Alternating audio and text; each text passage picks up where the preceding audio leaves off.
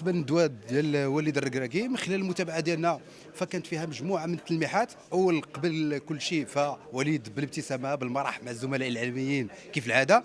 من بعد فهو تكلم على مجموعه من النقاط، تكلم على مجموعه من الامور، مجموعه من المواضيع، فخاصه فيما يتعلق بالجاهزيه ديال اللاعبين.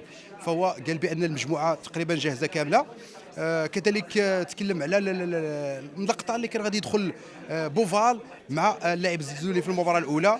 وهنا من خلال هذه النقطه هذه اتوقع دائما وليد الركراكي كيرمي واحد التلميح، فالتلميح كيبان بان ممكن العوده ديال بوفال في المباراه الثانيه ونشوفوا الزلزولي في البونتوش، لان دائما تقريبا تصريحات وليد الركراكي حفظناها كتمشي العكس. كذلك ان الندوه فبالنسبه لي كانت فاك مفتوحه، صعيب على انك توقع واش تا باغي يقول وليد الركراكي، ولكن فهمنا بان المدرب بانه غادي يلعب باللاعب اللي واجد. وليد طمأن الاعلاميين، طمأن الجماهير المغربيه على انها مباراه صعيبه ولكن قادرين على اننا نفوزوا، لان متفائل وباغي يحسم المباراه الثانيه باش انه يتاهل قبل المباراه الثالثه. الصوره العامه ديال الندوه الصحفيه خلتنا على اننا نتفائلوا ولو انها فيها غموض. عادي جدا، ماشي ضروري على اننا نفهموا كلش، اللي ضروري هو اننا ننتصروا في المباراه الثانيه.